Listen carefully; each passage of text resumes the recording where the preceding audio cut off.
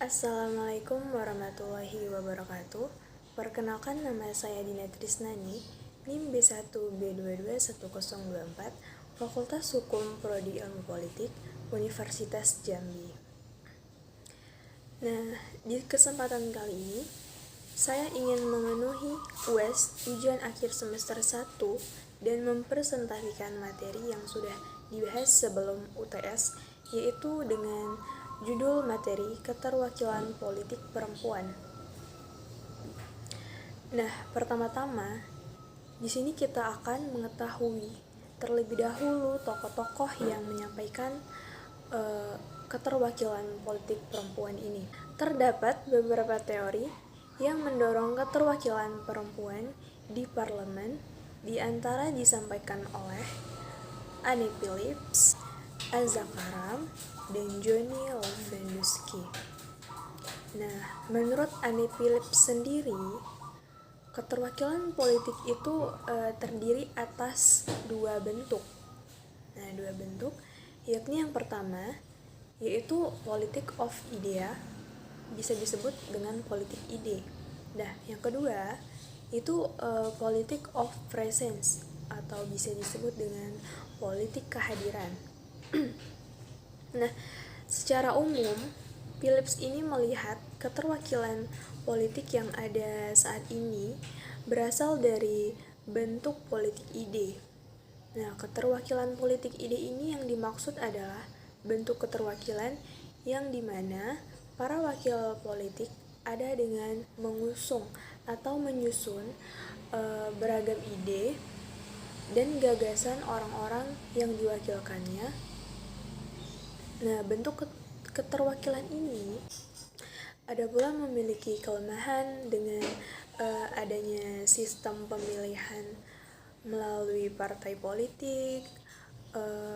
Pemilih memiliki kecenderungan untuk memilih partai politik dan tidak mengenal dekat calon wakilnya tersebut.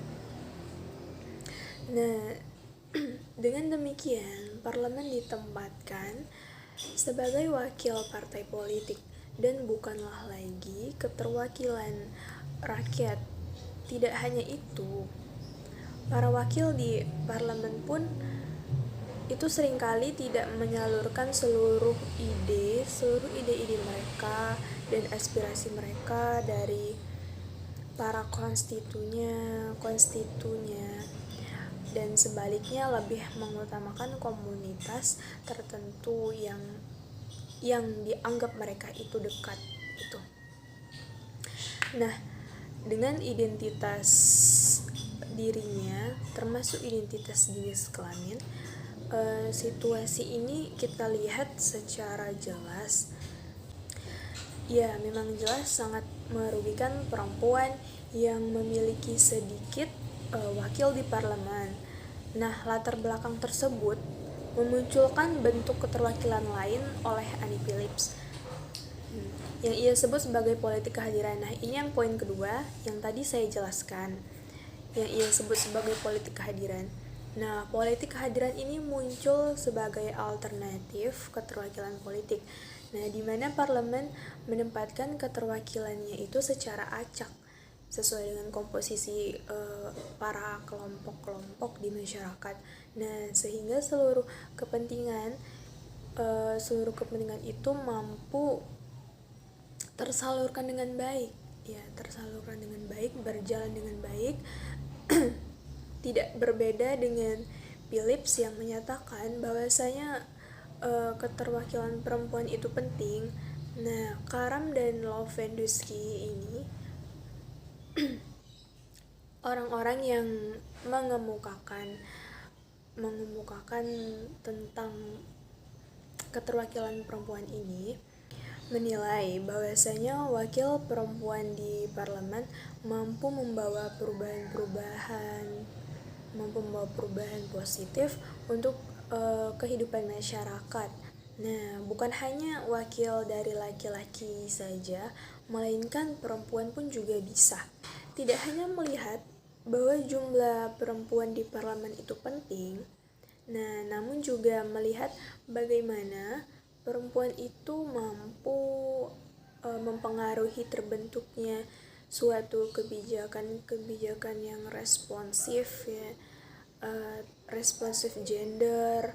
Nah, menurut Karam dan Lovendusky itu sendiri, perempuan mampu mempelajari cara aturan main di dalam berpolitik. Nah, memakai pengetahuan dan pemahamannya tersebut ia gunakan. Nah, di situ ia gunakan untuk mendorong masuknya isu-isu yang sedang beredar, isu-isu politik yang sedang hot-hotnya. Nah, persoalan ke dalam proses pembuatan undang-undang. Nah, dengan begitu, berapapun jumlah perempuan, maka mereka akan membuat suatu kebijakan menjadi berkeadilan gender. Nah, di situ para perempuan ikut membantu membuat suatu kebijakan agar gender itu adil. Jaminan persamaan kedudukan laki-laki dan perempuan, khususnya di bidang pemerintahan, hukum yang telah ada sejak diundangkannya Undang-Undang Dasar 1945 bertepat pada 17 Agustus 1945. Nah, di dalam pasal 27 ayat 1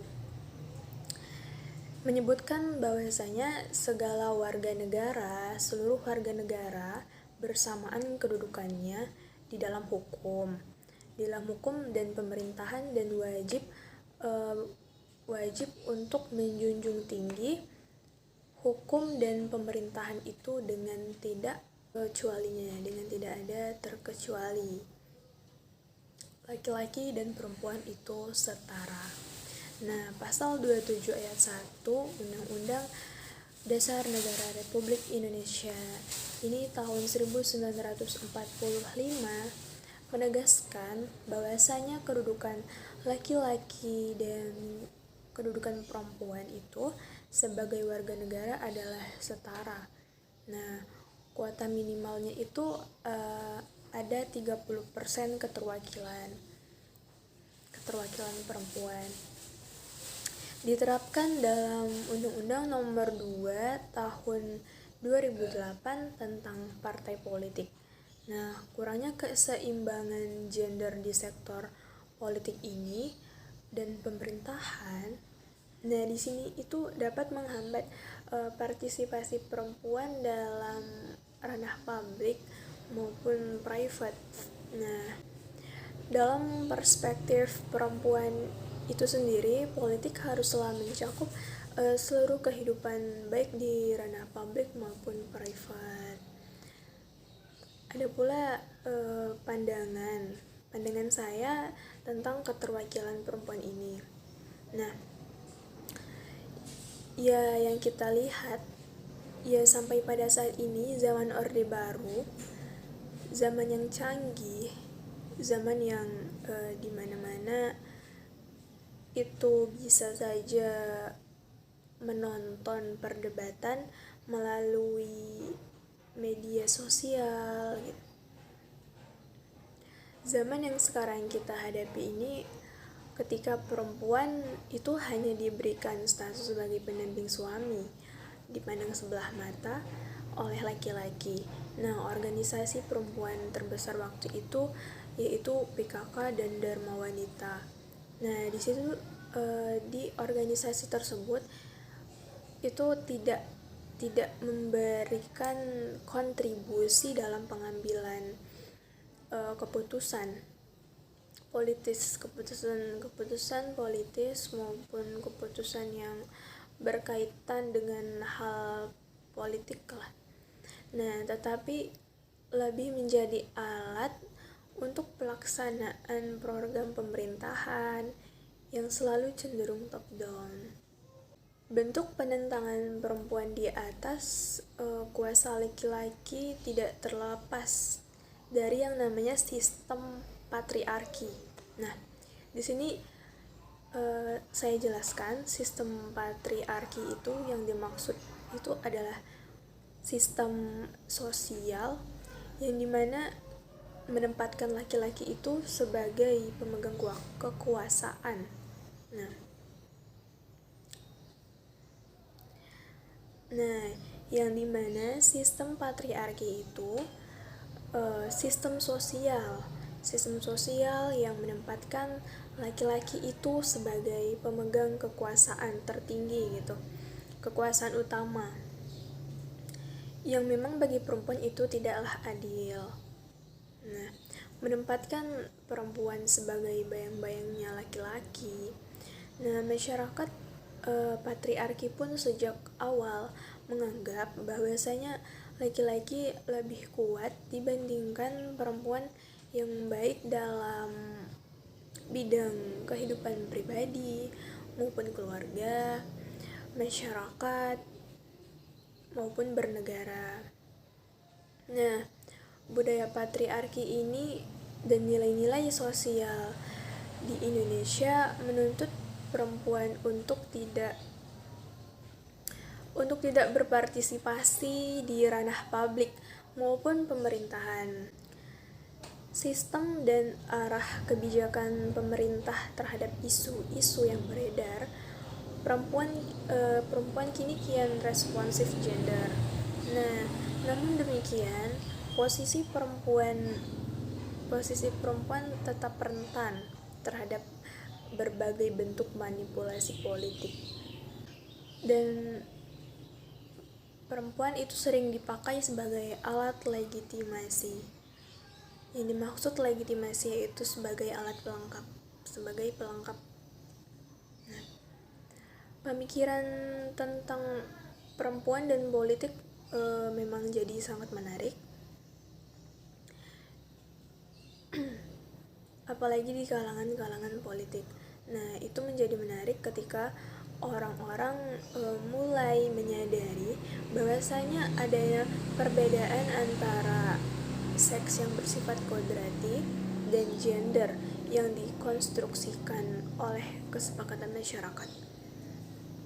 Nah, hubungan gender ini bersifat sangat politis karena di dalamnya terkandung makna pembagian kekuasaan antara laki-laki dan perempuan.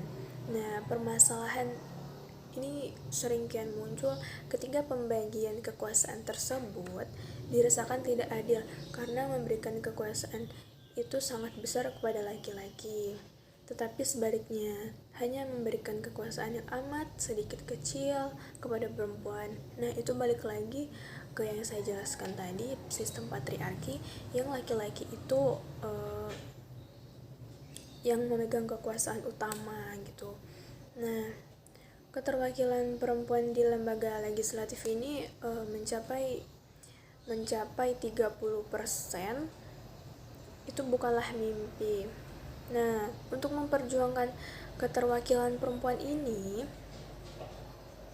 baik di pusat maupun di daerah, kita perempuan harus bekerja dan berjuang bersama-sama untuk menegakkan perempuan dan laki-laki itu setara, itu adil, tidak ada perbedaan.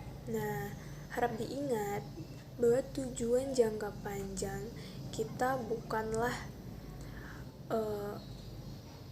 untuk mencari bagaimana dan bukanlah untuk mencari banyaknya perempuan, tetapi munculnya kebijakan, program-program, dan peraturan yang berperspektif gender demi mewujudkan perempuan yang berdaya menuju Indonesia maju. Keterwakilan perempuan di lembaga legislatif pun itu sangat penting ya, karena ada korelasi yang baik antara keterwakilan perempuan di dalam lembaga tersebut, baik di tingkat nasional maupun daerah. Nah, dalam menghasilkan kebijakan yang betul-betul memang bisa menjawab kebutuhan perempuan tersebut, kebutuhan para perempuan.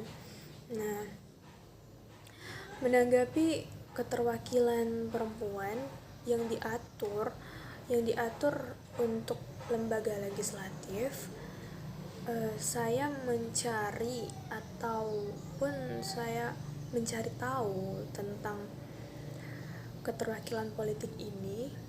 Saya searching dimanapun itu, dan saya mengetahui berita bahwasanya ASDEP PHPPP itu menjelaskan bahwa Kementerian PPPA sebagai lead sektor saat ini sedang menyelesaikan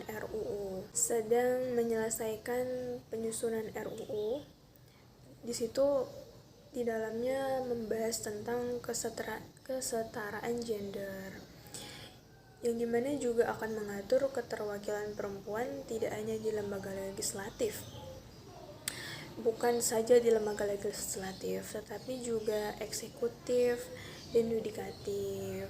Nah, diharapkan RUU dapat segera diselesaikan untuk memberikan sebuah akses bagi perempuan.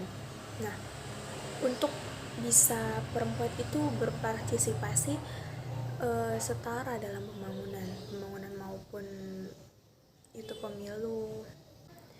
Nah, aturan-aturan yang baik untuk membantu keterwakilan perempuan ini misalnya dengan cara memberikan pelayanan kesehatan bagi perempuan-perempuan yang ada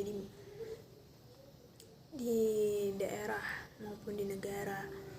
Nah, layanan pendidikan itu bisa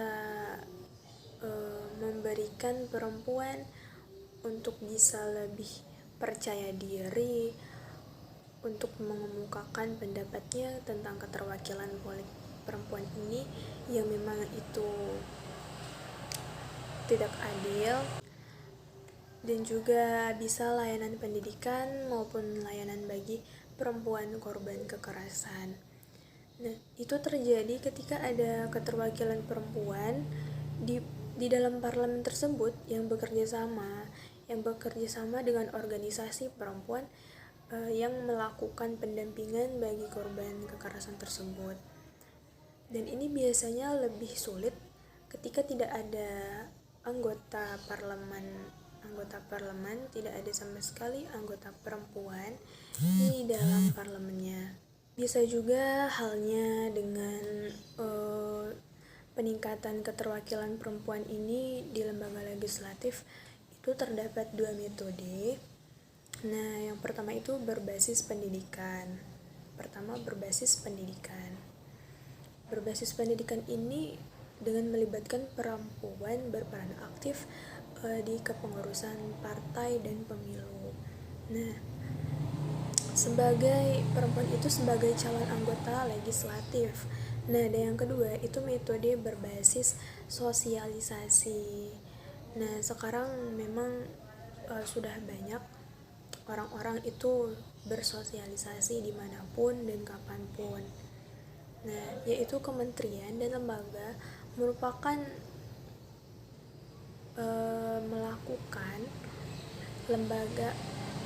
kementerian dan lembaga itu melakukan sosialisasi mengenai pentingnya keterwakilan